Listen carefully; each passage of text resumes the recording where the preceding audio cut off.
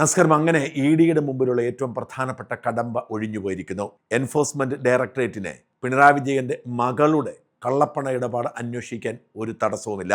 കരിമണൽ കർത്തയുടെ പ്രധാന ഉടമസ്ഥാവകാശത്തിലുള്ള CMRL എന്ന കമ്പനി ഹൈക്കോടതി ഡിവിഷൻ ബെഞ്ചിനോട് അഭ്യർത്ഥിച്ചതെല്ലാം ഡിവിഷൻ ബെഞ്ച് തള്ളിക്കളഞ്ഞു. ജസ്റ്റിസ് രാജ വിജയരാഘവനും ജസ്റ്റിസ് KV ജയകുമാറും ഉൾപ്പെട്ട ഡിവിഷൻ ബെഞ്ച് 2 ആഴ്ച സുപ്രീം കോടതിയെ സമീപിക്കാനുള്ള സാവകാശം ചോദിച്ചപ്പോൾ പോലും സമ്മതിച്ചില്ല. എന്ന് വെച്ചാൽ സുപ്രീം കോടതിയെ സമീപിക്കാൻ ഒരു തടസ്സവുമില്ല, അത് കരിമണൽ കർത്തയുടെ അവകാശമാണ്. എന്നാൽ അത്രയും കാലം അന്വേഷണ സംഘം കാത്തിരിക്കേണ്ടതില്ല. സമാനമായിരുന്നു സിംഗിൾ ബെഞ്ചിന്റെ വിധിയും. സിംഗിൾ ബെഞ്ചിനോട് കരിമണൽ കർത്തയുടെ കമ്പനി ചോദിച്ചത് ED അന്വേഷണം റദ്ദ് ചെയ്യണമെന്നായിരുന്നു. റദ്ദ് ചെയ്യാൻ സാധ്യമല്ല, അന്വേഷണം തുടരട്ടെ എന്ന് സിംഗിൾ ബെഞ്ച് വിധി പ്രഖ്യാപിച്ചു. അപ്പോഴും CMRL ചോദിച്ചു, ഡിവിഷൻ ബെഞ്ചിൽ അപ്പീൽ കൊടുക്കുന്നത് വരെ നടപടിയൊന്നും ഉണ്ടാവരുത് എന്ന് പറയണമെന്ന്. കോടതി പറഞ്ഞു സാധ്യമല്ലെന്ന്. ഉടനടി, അതായത് തൊട്ട് പിറ്റേ ദിവസം എൻഫോഴ്സ്മെന്റ് ഡയറക്ടറേറ്റ് നടപടിയെടുത്തു. ആ നടപടി കേരളത്തിലുണ്ടാക്കിയ ഷോക്ക് ഇതുവരെ മാറിയിട്ടില്ല. പിണറായി വിജയന്റെ വസതിയിൽ തന്നെ കയറി എൻഫോഴ്സ്മെന്റ് ഡയറക്ടറേറ്റ് റെയ്ഡ് നടത്തി. പിണറായി വിജയന്റെ മരുമകന്റെ വസതിയിലും പിണറായിയുടെ കണ്ണൂരിലെ വസതിയിലുമൊക്കെ റെയ്ഡ് നടത്തി. അതിനെ തുടർന്നുണ്ടായ അക്രമ സംഭവങ്ങളിൽ ഇപ്പോൾ കേരള പോലീസ് കേസെടുത്ത് അന്വേഷണം നടത്തുന്നു. 26 CPM പ്രാദേശിക നേതാക്കളും പ്രവർത്തകരും ജയിലിലാണ്. ഇപ്പോഴത്തെ ഡിവിഷൻ ബെഞ്ചും ആ കേസ് തള്ളിയിരിക്കുന്നു. CMRL കമ്പനി പറഞ്ഞത് എൻഫോഴ്സ്മെന്റ് ഡയറക്ടറേറ്റ് യാതൊരു അവകാശവുമില്ല, ഇൻകം ടാക്സ് ഡിപ്പാർട്ട്മെന്റ് അന്വേഷിച്ച് കണ്ടെത്തി, നടപടി പൂർത്തിയായ കേസാണ്, എന്തിനാണ് ED അങ്ങോട്ട് എത്തി നോക്കുന്നത് എന്നാണ്. എന്നാൽ EDക്ക് കള്ളപ്പണ ഇടപാടുമായി സംശയമുള്ള ഏത് പരാതിയും അന്വേഷിക്കാൻ അവകാശമുണ്ടെന്നും ഏത് നടപടിയും എടുക്കാൻ അവകാശമുണ്ടെന്നും കോടതി വിധിച്ചു. ഇങ്ങനെയൊരു വിധി പ്രതീക്ഷിച്ചതുകൊണ്ടാവാം ED ഡയറക്ടർ രാഹുൽ നവീൻ ഇന്നലെ തന്നെ കൊച്ചിയിലെത്തിയിരുന്നു. നോക്കൂ, ഇതിനു മുമ്പ് പല ED കേസുകളും ഇവിടെ ഉണ്ടായിട്ടുണ്ട്. ED director കേരളത്തിലെത്തിയിട്ടില്ല. ED ഉദ്യോഗസ്ഥർ കോടതി വിധിക്ക് മുമ്പ് തന്നെ കേരളത്തിലെത്തുന്നു. കോടതി വിധിക്ക് തൊട്ടു പിന്നാലെ ED ഉദ്യോഗസ്ഥന്മാരുടെ യോഗം വിളിച്ച് സ്ഥിതിഗതികൾ വിലയിരുത്തുന്നു. എന്തായിരിക്കും ലക്ഷ്യം? ഒരു സംശയവും വേണ്ട. ED രണ്ടും കൽപ്പിച്ച് പിണറായിയെയും മകളെയും പൂട്ടാൻ തന്നെ രംഗത്തിറങ്ങിയിരിക്കുന്നു. ഇതുവരെ ED പിണറായിക്ക് സംശയത്തിന്റെ ആനുകൂല്യം നൽകിയിരുന്നു. കോൺഗ്രസ് മുക്ത ഭാരതമാണ് BJPയുടെ ലക്ഷ്യം. അതുകൊണ്ട് തന്നെ EDയെ രാഷ്ട്രീയമായി ഉപയോഗിക്കേണ്ട സാഹചര്യമുണ്ടായാൽ അത് കോൺഗ്രസിന് ദോഷമുണ്ടാവണം എന്നാവും കേന്ദ്രം ആഗ്രഹിക്കുക. അത്തരം അനുഭവങ്ങളുമുണ്ട്. അതുകൊണ്ടാവാം ഒരുപക്ഷെ പിണറായി വിജയൻ ഇവിടെ നിലനിൽക്കട്ടെ, ഒന്നുമല്ലെങ്കിൽ ഒരു ഹിന്ദു പാർട്ടിയുടെ നേതാവാണല്ലോ എന്ന് കേന്ദ്രം കരുതിയതും EDയോട് കണ്ണടയ്ക്കാൻ പറഞ്ഞതും. അങ്ങനെ സംഭവിച്ചിട്ടുണ്ടെങ്കിൽ സ്ഥിതിഗതികൾ മാറി. കേരളത്തിൽ UDF അതിശക്തമായ രംഗത്ത് വന്നു. BJP വളരണമെങ്കിൽ CPIM എന്ന രാഷ്ട്രീയ പാർട്ടിയുടെ നെറികേടുകൾ തുറന്നു കാട്ടിയേ മതിയാവൂ എന്ന് കേന്ദ്ര നേതൃത്വത്തിനും പിടികിട്ടി. മോദിയും അമിത്ഷായും ഒരുമിച്ച് ചേർന്ന് സംരക്ഷിക്കാൻ ശ്രമിച്ചാലും പിണറായി വിജയന്റെ കൊള്ള മറച്ചു വയ്ക്കാൻ കഴിയില്ല എന്നവർക്ക് ബോധ്യപ്പെട്ടു. അതുകൊണ്ട് തന്നെ ഇനി CPM ചീഞ്ഞാൽ മാത്രമേ ആ വളക്കൂറിൽ BJPക്ക് വളരാൻ കഴിയൂ എന്ന രാഷ്ട്രീയ സാഹചര്യവും രൂപപ്പെട്ടതോടെ ഒരു വിട്ടുവീഴ്ചയും പിണറായിയോടും കുടുംബത്തോടും വേണ്ട എന്ന് തീരുമാനിച്ചു. അതിൻ്റെ കൂടി ഭാഗമാണ് തെളിവുകൾ ഏറെയുള്ള മാസപ്പടി കേസിലെ ED റെയ്ഡും തുടർ നടപടികളും. അവിടെ CPM ഒരു അബദ്ധം കാണിച്ചു. അബദ്ധം കാണിച്ചതാണോ, പിണറായിക്ക് പണി കിട്ടട്ടെ എന്ന് കരുതി മറ്റ് പാർട്ടിക്കാർ എല്ലാം കൂടി ചേർന്ന് അബദ്ധം ഒരുക്കിയതാണോ എന്ന് വ്യക്തമല്ല. അവർ കല്ലും ചുടുകട്ടയും ഹെൽമറ്റുമായി EDയെ നേരിട്ടു. ED ഉദ്യോഗസ്ഥർക്ക് പരിക്കേറ്റു. EDയുടെ വാഹനങ്ങൾ തല്ലി തകർത്തു.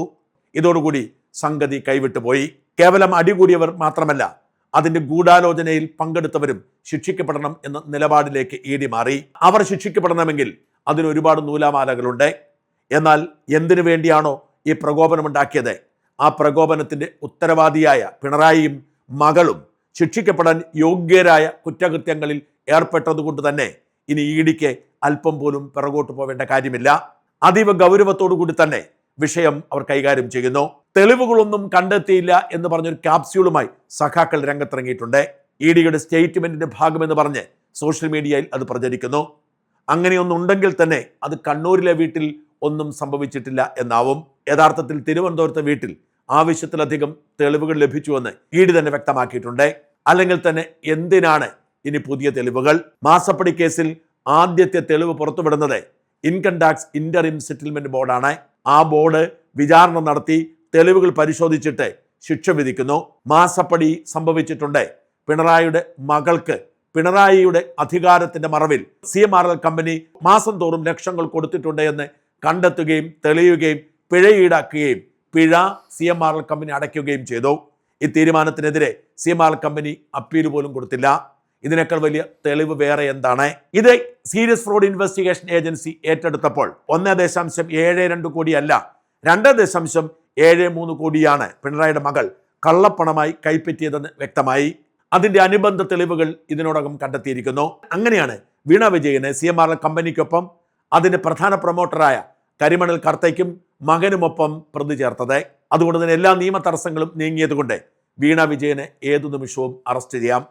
വീണയെ അറസ്റ്റ് ചെയ്യും എന്ന സാഹചര്യം രൂപപ്പെട്ടു വരുന്നു. അതെപ്പോൾ എന്ന ചോദ്യം മാത്രമാണ് ബാക്കിയാവുന്നത്.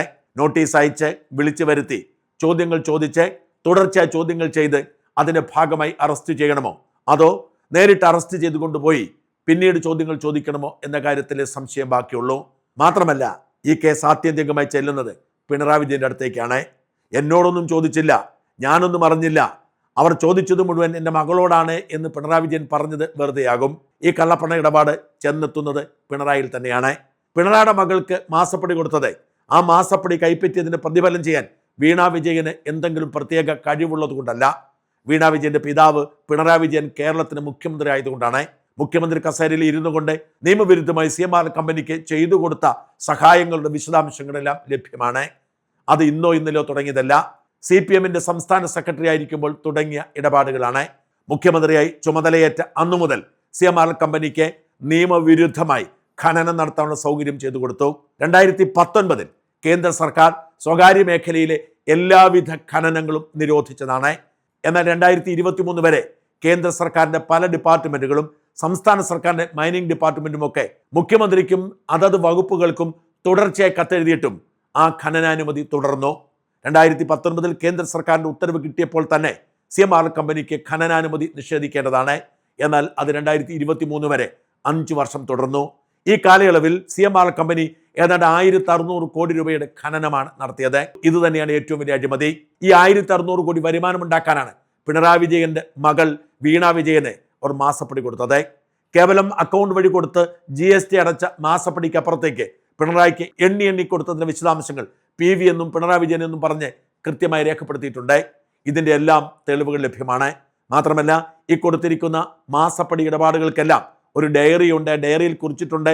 ഡയറിയിൽ കുറിച്ചിരിക്കുന്ന പണം കൊടുത്തതിന്റെ തലേ ദിവസമോ അന്നോ ഇതേ പണം CMRL കമ്പനിയിൽ നിന്ന് പിൻവലിച്ചതിന്റെയും തെളിവുകളുണ്ട്. ഇതോടുകൂടി പിണറായി വിജയനിലേക്കാണ് ഈ കള്ളപ്പണ ഇടപാട് എത്തുന്നത്. അടുത്തപടിയായി പിണറായിയെയും പ്രതി ചേർക്കുമെന്ന് തീർച്ചയായിട്ടുണ്ട്. ഇത് ഭയന്നാണ് പിണറായി പ്രതിപക്ഷ നേതൃസ്ഥാനം ഉറപ്പിച്ചതും കെട്ടിച്ചു വിട്ട മകളെ കൂടെ താമസിപ്പിക്കുന്നതും. തിരുവനന്തപുരത്ത് പിണറായിക്കും പിണറായിയുടെ മകൾക്കും മരുമകനുമൊക്കെ വേറെ വീടുകളുണ്ട്. എന്നിട്ടും പിണറായി മകളെ തൻ്റെ കൂടെ താമസിപ്പിച്ചത് താൻ പ്രതിപക്ഷ നേതാവായിരിക്കുന്നത് കൊണ്ട് EDയും മറ്റ് അന്വേഷണ ഏജൻസികളും കയറിയില്ല എന്ന് ഭയന്നാണ്. ആ വിശ്വാസമാണ് ഇപ്പോൾ തെറ്റിയത്. അതുകൊണ്ട് തന്നെ അടുത്തപടിയായി പിണറായിയും പ്രതി ചേർക്കപ്പെടാം, പിണറായിയും അറസ്റ്റ് ചെയ്യപ്പെടാം.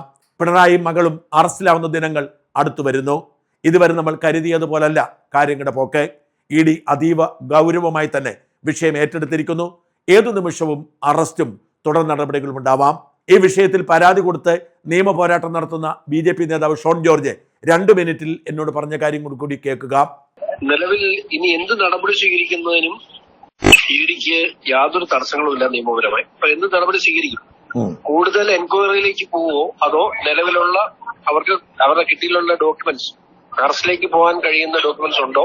ഇത്തരം കാര്യങ്ങൾ എൻഫോഴ്സ്മെന്റ് ഡയറക്ടറേറ്റ് മാത്രം അറിയാവുന്ന കാര്യങ്ങളാണ്.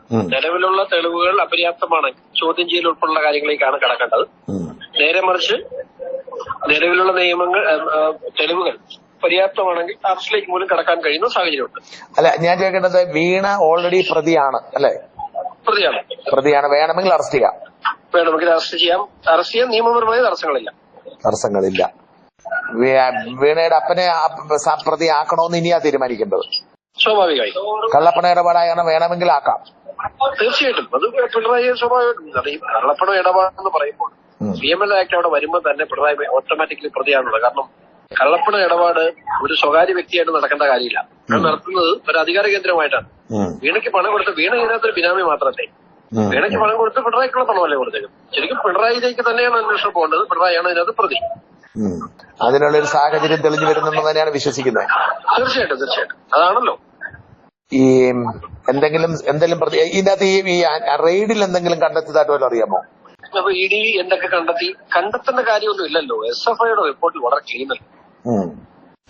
PML ആക്ട് പ്രകാരമുള്ള കേസെടുക്കുന്നതിനും ECR രജിസ്റ്റർ ചെയ്യുന്നതിനും ഇവനെ അറസ്റ്റ് ചെയ്യുന്നതിനും ഒരു തെളിവുകൾ ആവശ്യമില്ല. SFIയുടെ റിപ്പോർട്ടുകളും SFI ഇതുവരെ കളക്ട് ചെയ്തിട്ടുള്ള റിപ്പോർട്ട്സ് മാത്രം മതി. നമ്മുടെ പെറ്റീഷൻ മാത്രം മതിയല്ലോ, വേറെ പുതിയ തെളിവുകളുടെ ആവശ്യമില്ലല്ലോ. നമ്മളെ പെറ്റീഷനോടൊപ്പം എവിഡൻസും കൊടുത്തിട്ടുണ്ട്. എല്ലാം ഇതെല്ലാം ഡിജിറ്റൽ എവിഡൻസ് അല്ലേ, നമ്മളിന്ന് കളക്ട് ചെയ്യേണ്ടതായ ഒന്നുമല്ലല്ലോ. എന്തായാലും അറസ്റ്റ് പ്രതീക്ഷിക്കുന്നു, പക്ഷെ എന്നത്തേക്കെന്ന് നമുക്കറിയില്ല. അത്രേ ഉള്ളൂ. അതെ.